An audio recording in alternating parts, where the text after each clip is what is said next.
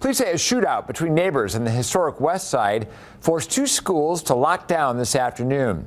They say 3 people were hurt in the chaos, but all of them are expected to recover.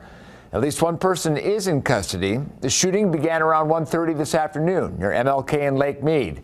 Officers were called initially about a dispute between neighbors and say they heard gunshots when they got to the scene. Ultimately, 3 people were taken to the hospital with gunshot wounds and 1 person was arrested. 2 nearby schools, Matt Kelly Elementary and Toland International Academy, were placed on lockdown as a precaution.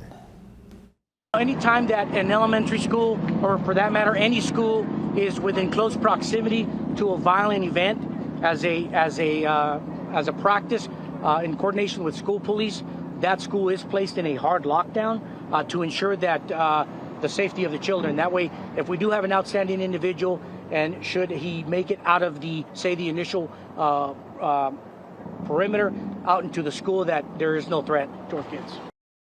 And this is a look at how close Matt Kelly Elementary is to the crime scene. You can see it's just 1 city block away. We know students there were placed under a hard lockdown, meaning they stayed in their classrooms with the doors locked. As of 4 this afternoon, they were being gradually released to their parents.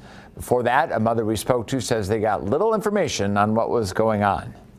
It seems a lot of parents try to ask the cops to see what's going on, and they were just like, oh, stay back. They really didn't give you all the information. I can understand the situation, but still, you know, your parents, you want to know what's going on with your kids, if they're okay, if there's at least, you don't know if the subject went to inside the school, or we don't know nothing about it. Police emphasize that the shooting was an isolated event. Just after 4, they shared that the situation was contained and the suspect was in custody.